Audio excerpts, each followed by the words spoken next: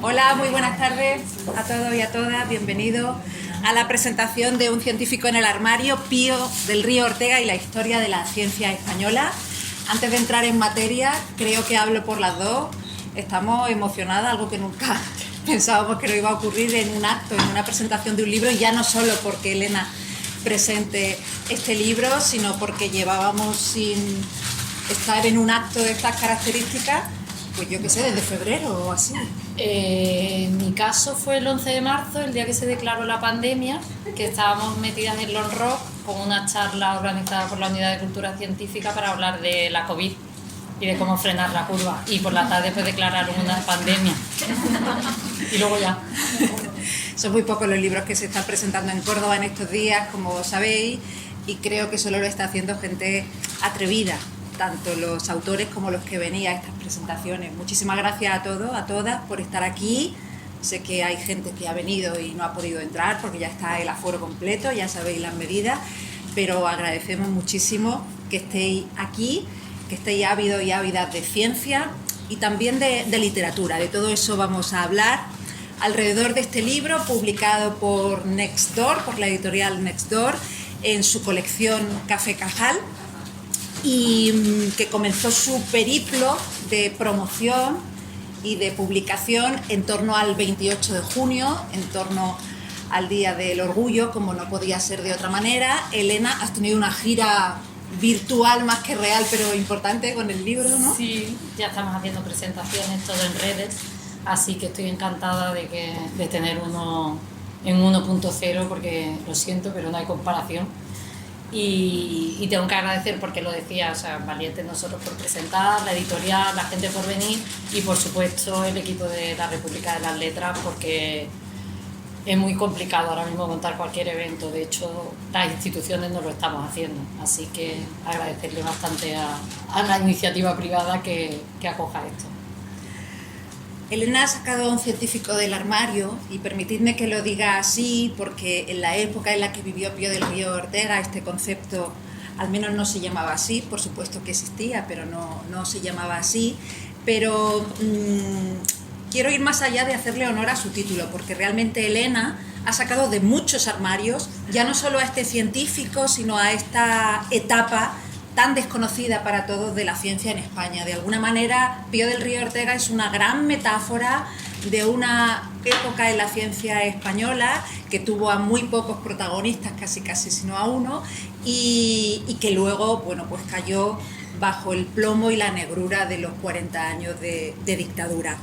Creo que Elena utiliza a del Pío Ortega como excusa, ella misma lo dice en uno de estos capítulos del libro, para contarnos su historia, una historia desconocida e invisibilizada, en un trabajo, yo diría que de periodismo, fundamentalmente de periodismo en este libro, porque es una biografía y no lo es un libro de ciencia y no lo es un libro de divulgación y no lo es un libro de memoria y de historia y a la vez no lo es, y creo que todo eso cabe en la heterodoxia del cajón del periodismo. Los periodistas somos muy atrevidos, por no decir otra cosa, y es verdad que solemos bajar a tierra muchísimas cuestiones. Elena ha bajado a tierra a este científico, lo ha humanizado en cierto sentido, y creo que esto solo se podría hacer desde una mente periodística heterodoxa como la de Elena Lázaro.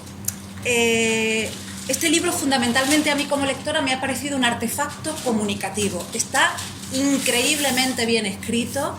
La prosa de Elena Lázaro tiene electricidad para hablarnos de un personaje que desconocemos, como os decía, y de una etapa que desconocemos.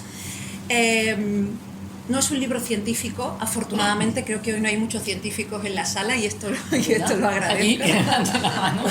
Ahí la hay. ¿Por qué?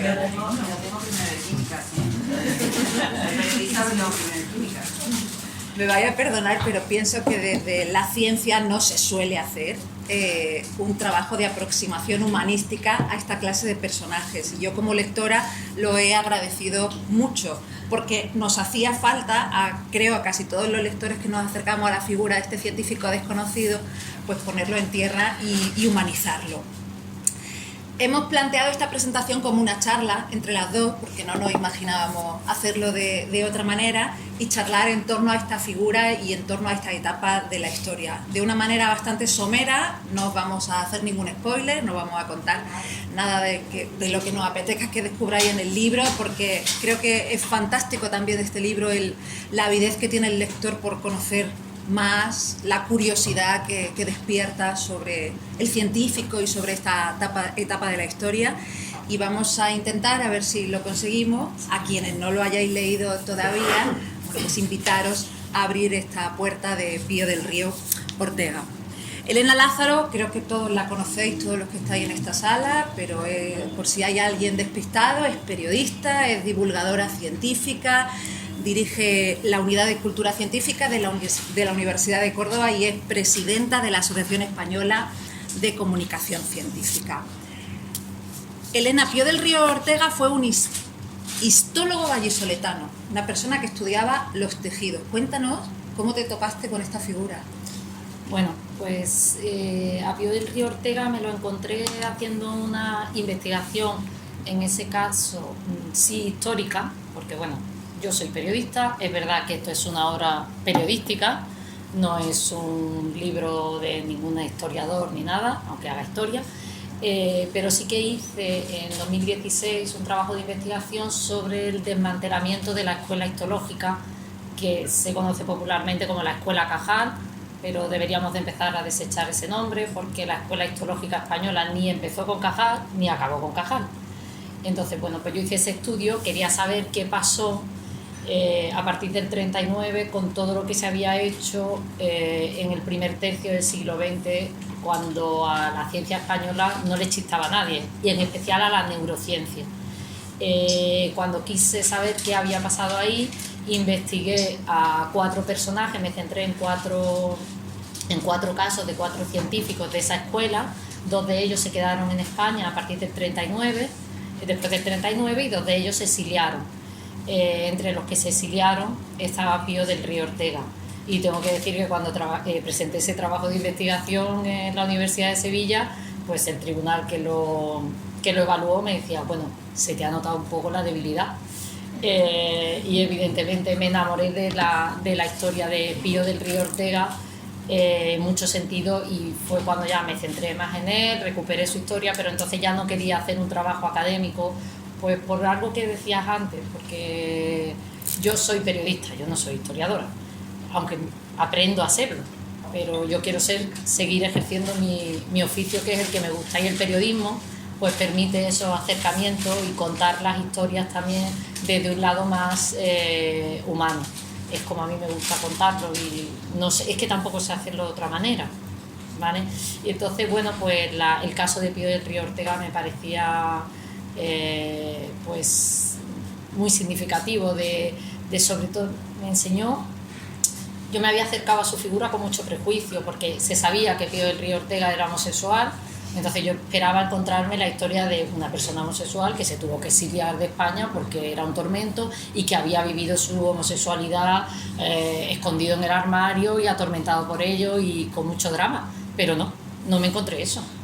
Muchas veces te acercas al pasado con mucha condescendencia y con mucho prejuicio, y lo que te encuentras es otra historia. Yo me encontré a una persona muy importante en su ámbito de conocimiento, que hizo una gran aportación a la ciencia, pero me encontré sobre todo a un hombre muy libre, que vivió con mucha normalidad su relación de pareja. O sea, Pío del Río Ortega, luego ya hablaremos más, vivió su vida con Nicolás Gómez del Moral, o como cualquier pareja.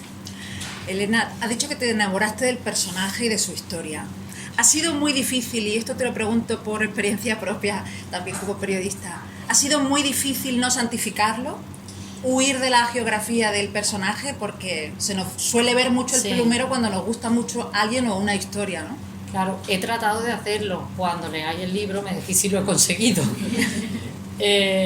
Porque eso sí que me preocupa, ¿no? Que realmente pues no enseñes también las miserias de una persona o de una parte de la historia. En este libro, que no está solamente la historia de Pío del Río Ortega, de hecho están también las historias de los otros investigadores a los que me acerqué, pues creo que al narrar otras muchas historias que tienen que ver con esos personajes, con el momento histórico y demás, pues no me he centrado solo en él. Entonces, bueno, pues he evitado esa tentación, que ya digo que no sé si lo he conseguido, que cuando lo leáis me lo contáis. Se camufla la genialidad. Sí. Marieta ya lo ha leído, así que se te puede contar más. El gran descubrimiento de Pío del Río Ortega fue la microglia. Elena lo explica muy bien en el libro. Sé que es muy difícil hacer algo muy sumario de lo que era la microglia, pero para quien no se haya leído el libro, ¿cuál fue el gran descubrimiento? ¿Por qué fue tan importante este descubrimiento del Río Ortega? A ver si soy capaz de explicarlo bien. Y se supone que me dedico a la divulgación científica. Voy a intentarlo. Y si no tenemos... alguien me echa una mano. Bien, Pío del Río Ortega, o sea, lo que consiguió Pío del Río Ortega fue muy relevante, porque lo que logró fue completar el mapa celular del sistema nervioso. Cajal había descrito las neuronas, pero las neuronas no es lo único que tenemos en el encéfalo. Ahí hay algo más.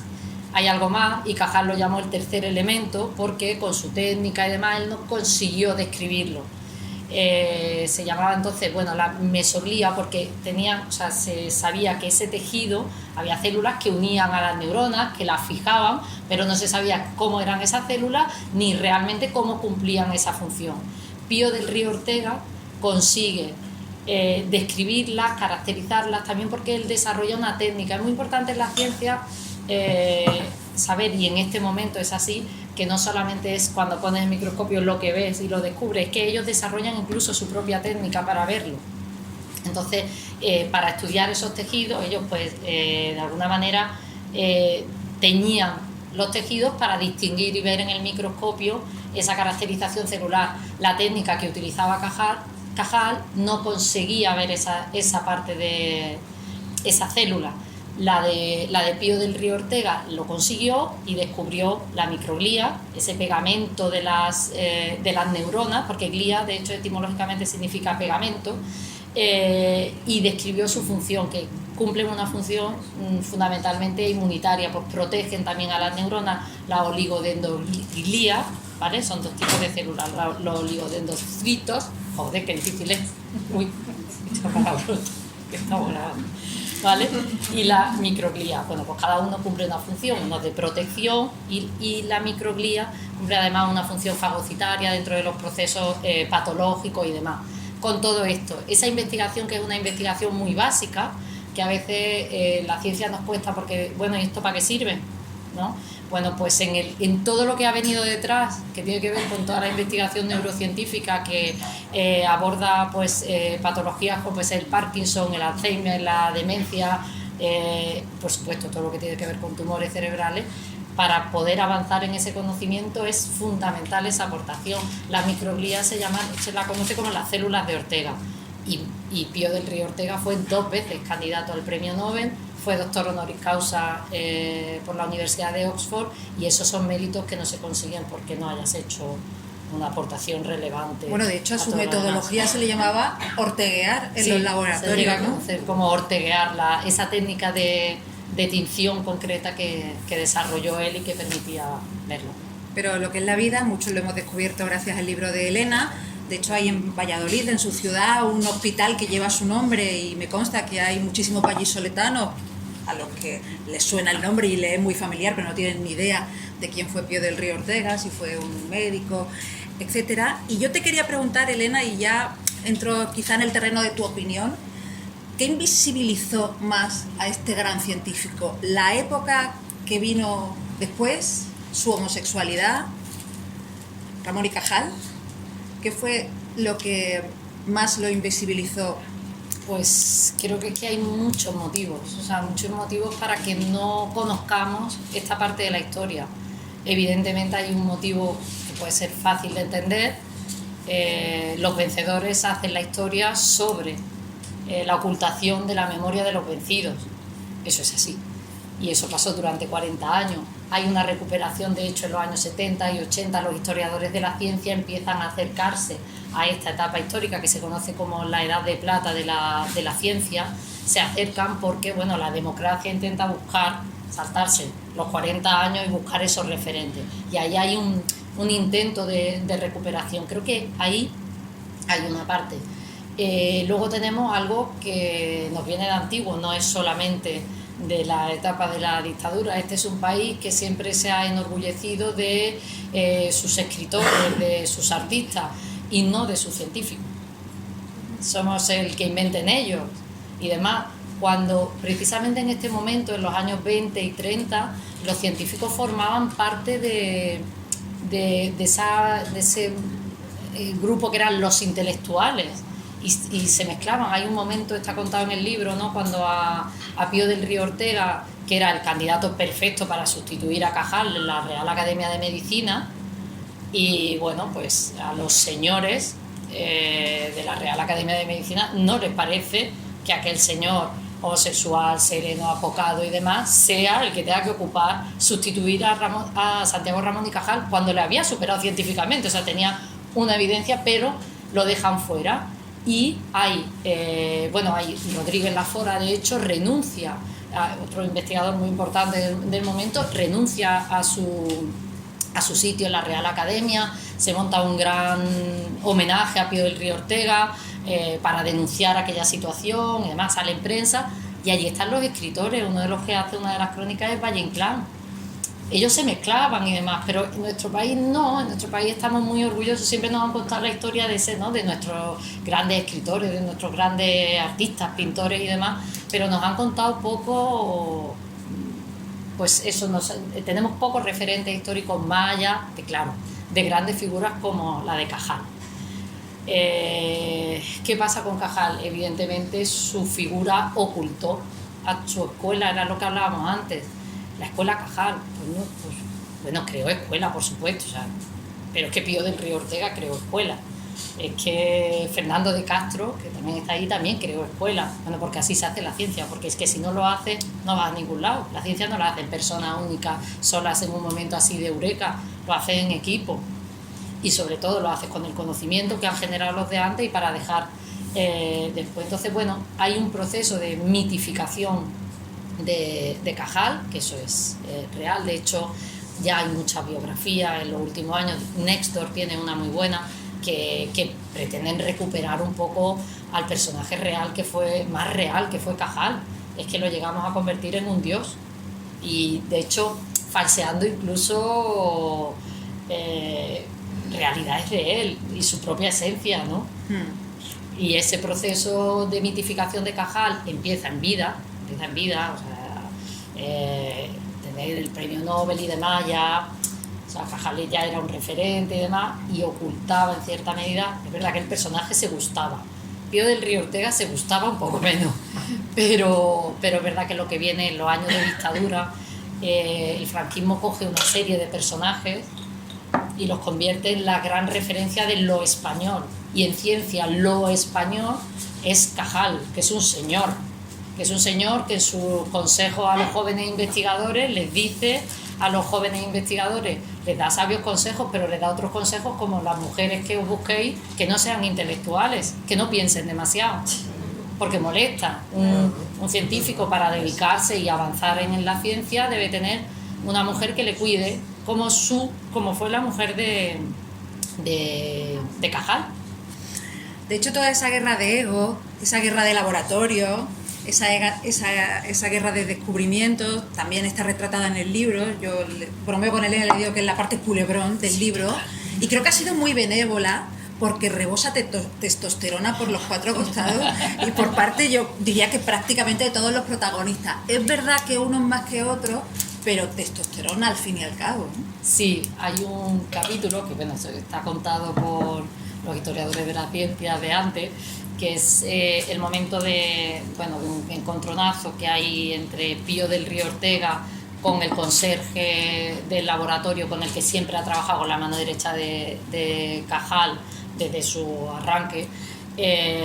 Pío del Río Ortega investigaba en las mismas instalaciones, eran laboratorios diferentes pero compartían el mismo espacio. Y bueno, pues a este conserje le molestaba que el señor, muy trabajador, o sea, porque Pío del Río Ortega tiene una producción científica que supera con creces al resto de compañeros, porque es que era un animal de laboratorio, del que está todo el día, y eso... Un obrero del microscopio, lo llaman. Sí, un obrero del microscopio, era pues un tipo que eso era su vida, todo su tiempo, y eso molesta porque tienes que abrir el laboratorio cuando no te apetece abrir el laboratorio, porque te exigen más, porque si no haces las cosas... Entonces ahí hay un desencuentro entre Pío del Río Ortega y el conserje.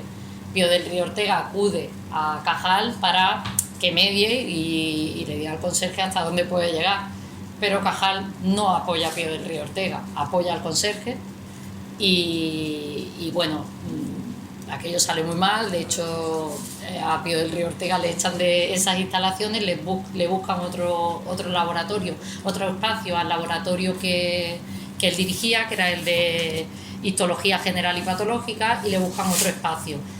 Pío del Río Ortega enferma, eso lo cuenta Severo Ochoa en sus memorias. Realmente enferma físicamente, se pasa semanas en una pensión, que es incapaz de levantarse, somatiza todo ese estrés y el dolor. Y allí, de hecho, es Severo Ochoa quien deja el testimonio de la existencia de la pareja de Pío del Río Ortega, cuando cuenta que la persona que le cuidó en ese momento y que le sacó de aquello fue Nicolás Gómez del Moral, quien te saca de una crisis de esa pareja, evidentemente. Una relación de 25 años de amistad fraternal, entre comillas. A mí esto me suena lo de la amiga entrañable. La amiga entrañable. Y vivieron juntos en la salud, en la enfermedad, en la guerra y en el exilio. La verdad es que es preciosa la historia que cuentas, y también preciosa en su tristeza el no saber nada de Nicolás. Cuando del Río Ortega muere, se pierde la historia de este hombre. Además, el libro, esto me parece una audacia, el primer capítulo está dedicado a Nicolás, a la pareja de del Río Ortega. O sea, es una manera, me parece muy audaz, de comenzar el relato de este hombre, y que de alguna manera ya, bueno, pues pone al lector en el libro ante el que se encuentra. Pero decía que Elena no ha logrado reconstruir esa historia de Nicolás, y espera que este libro, quizá desde Argentina o desde otro punto del mundo, pues abra también esa vía de historia. Lo que tienes que contar, vale. Eso, ¿Ya te han llamado?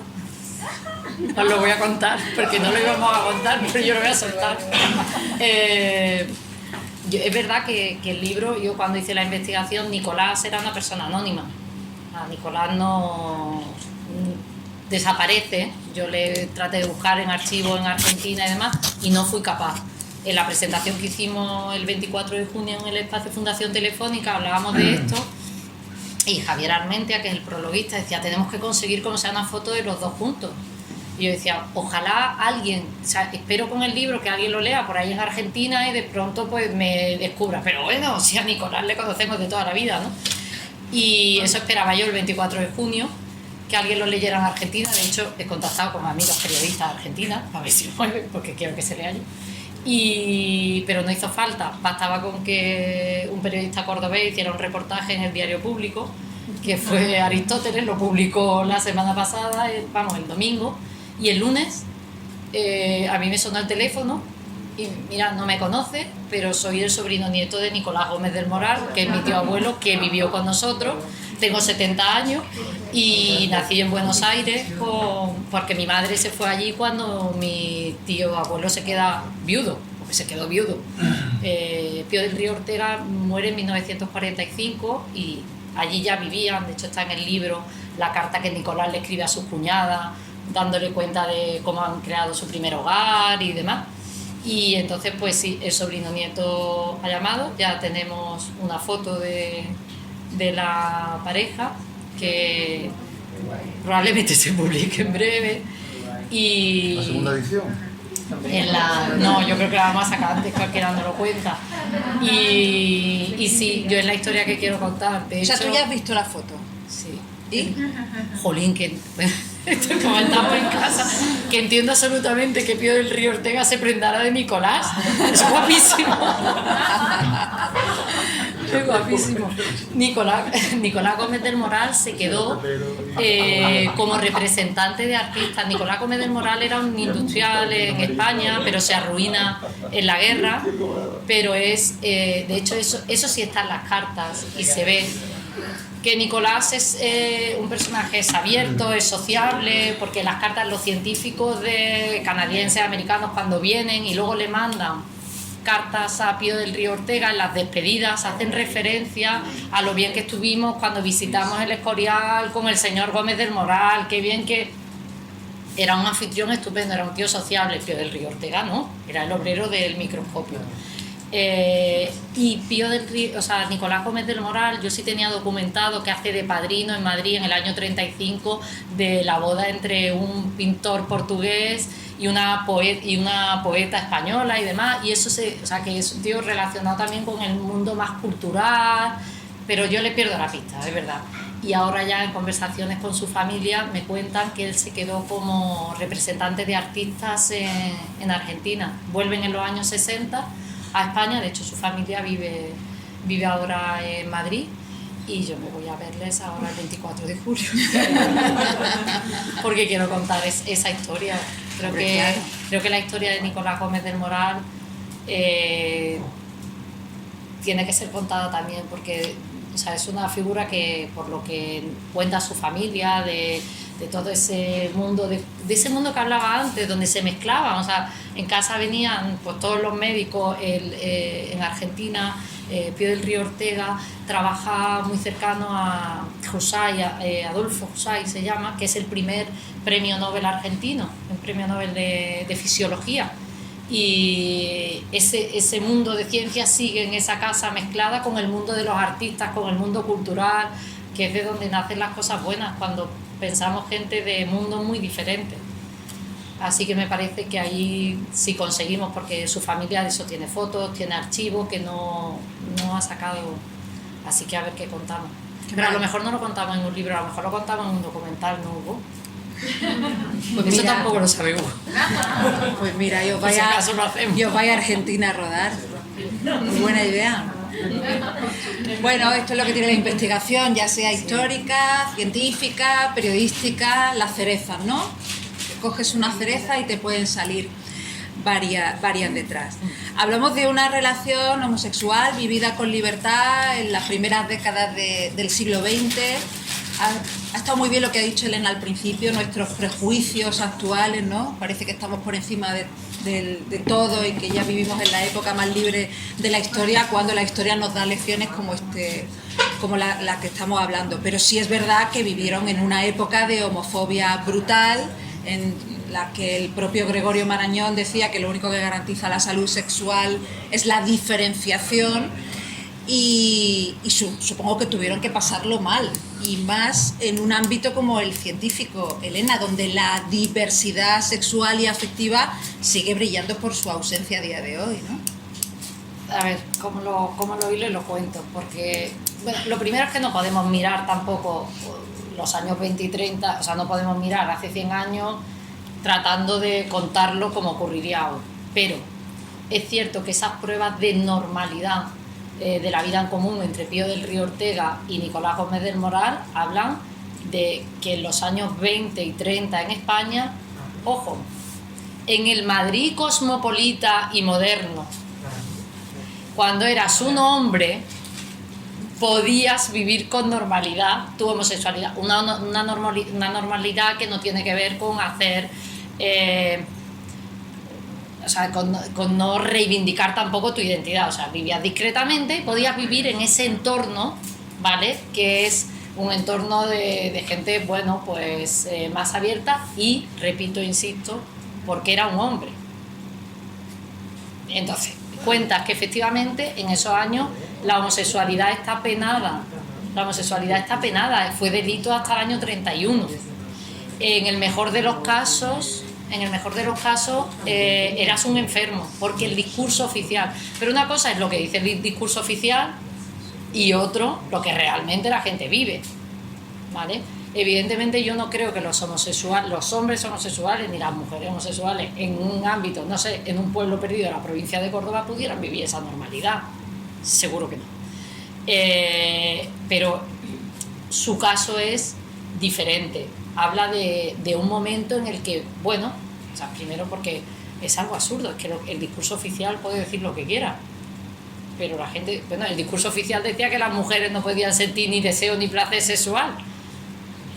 No creo que las mujeres hayan dejado de sentir ni deseo, no, es que empezamos aquí en los años, cuando decidimos reivindicarlo empezamos a sentirlo, no, lo hemos sentido antes, pero nos han construido esa historia. Bueno, pues con el caso con la homosexualidad es lo mismo, es evidente que la ciencia oficial decía eso, que en el mejor de los casos era una patología y eran enfermos.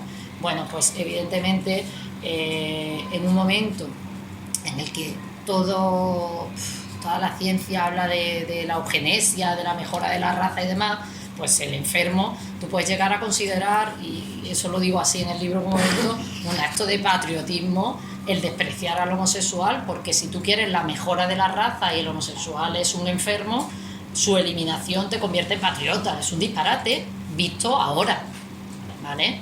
Bueno, es cierto que hay quien todavía puede mantener ciertas posturas, pero la realidad de ellos fue esa, está contada así, pero sí que se habla también de cómo en realidad se entendía la homosexualidad y cómo debieron de vivirla. De hecho, los historiadores sociales, cuando estudian esto, no desde un personaje como yo hago ahí, sino de una realidad social, cuentan una realidad bastante más complicada, por supuesto. Y lo que te preguntaba sobre la diversidad afectivo-sexual en la ciencia, de hecho la reivindica Javier Armentia, sí, en el prólogo de este libro. Sí, porque de hecho Javier Armentia pertenece a una organización que es la Asociación Prisma, que lo que busca es reivindicar esa diversidad afectivo-sexual dentro del ámbito de la ciencia, porque hay evidencias que hablan todavía de pues, un porcentaje importante de investigadores y de investigadoras que no se sienten seguros en sus espacios de trabajo para vivir su identidad sexual con total normalidad. Eso hay estudios que lo prueban, no lo dice Elena Lázaro, de hecho están citados dentro del libro y están las referencias. Se habla también de los problemas de vocación que hay en niños y en niñas LGTBI que abandonan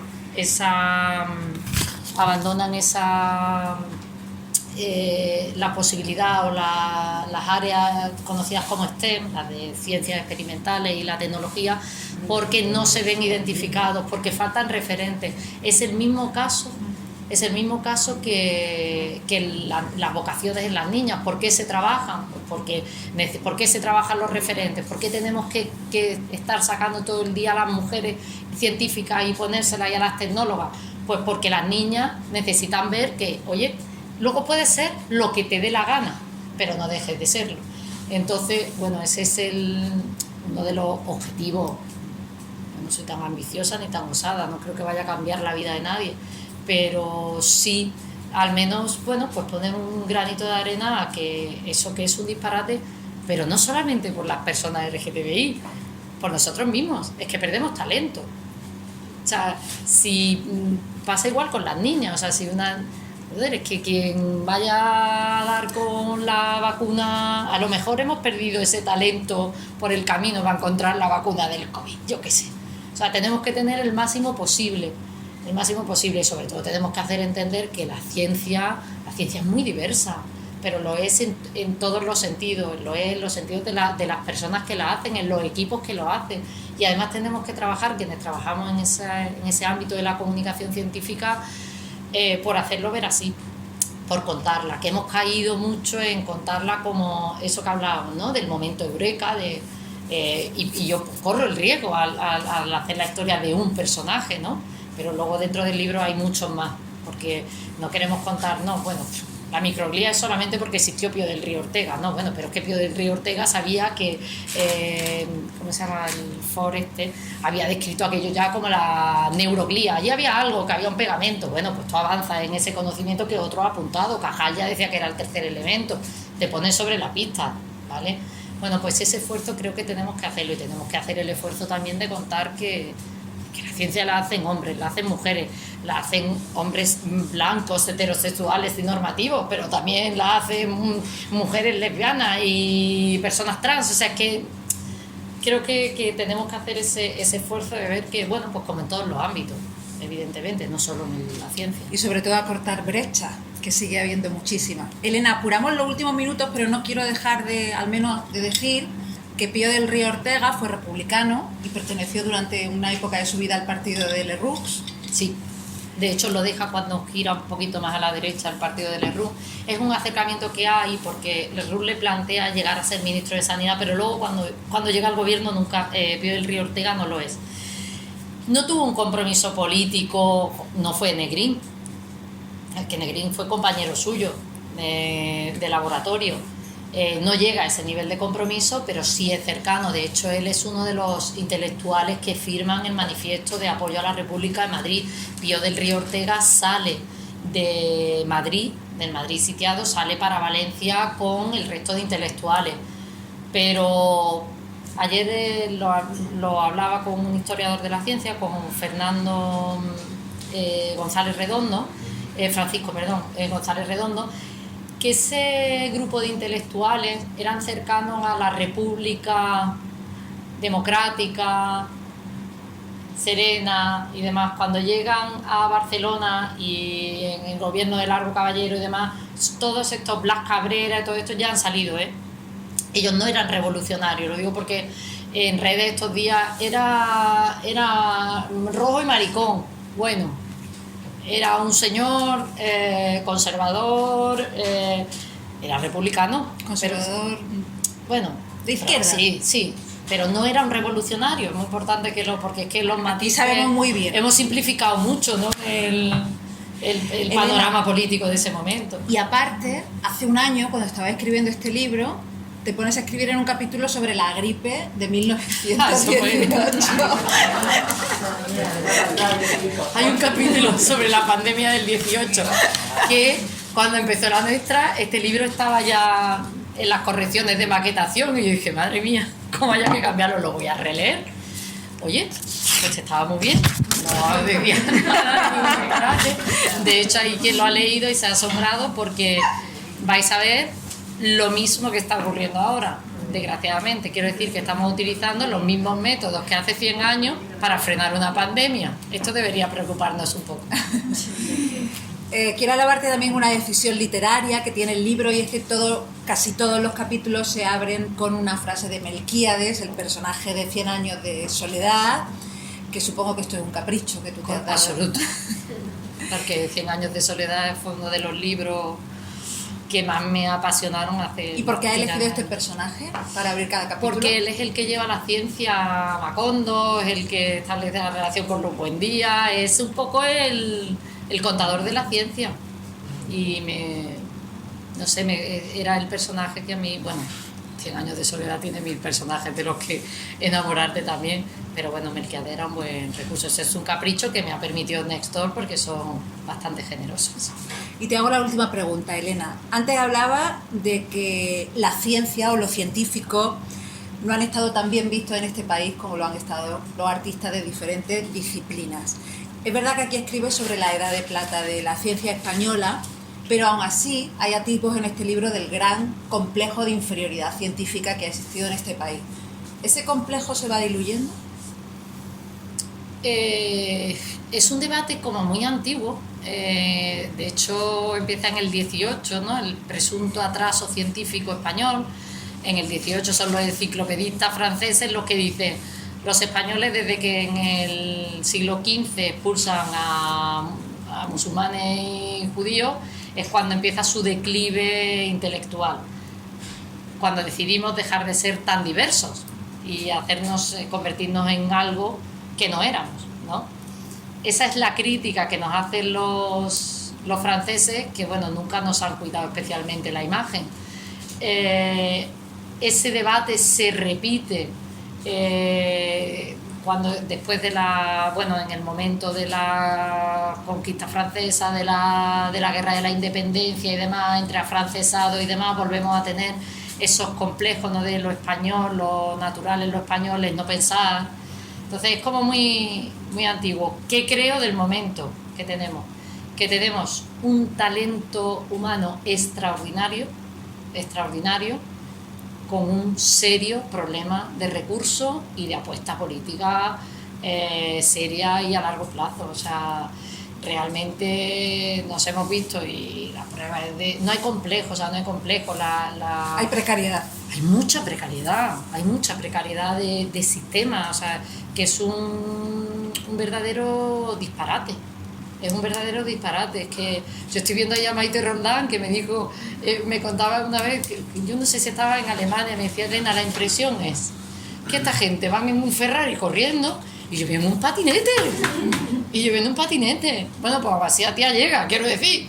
Imagínate si tuviéramos los recursos, ¿no? Sí creo que tenemos un problema de recursos y de apuesta seria. Hemos visto al principio de la pandemia, no, ahí tenemos que invertir en ciencia además, y luego, pero es que el turismo, pues es que entonces tenemos que cuidar, vamos a abrir los bares, pero que el laboratorio siga cerrado. Pues ya está.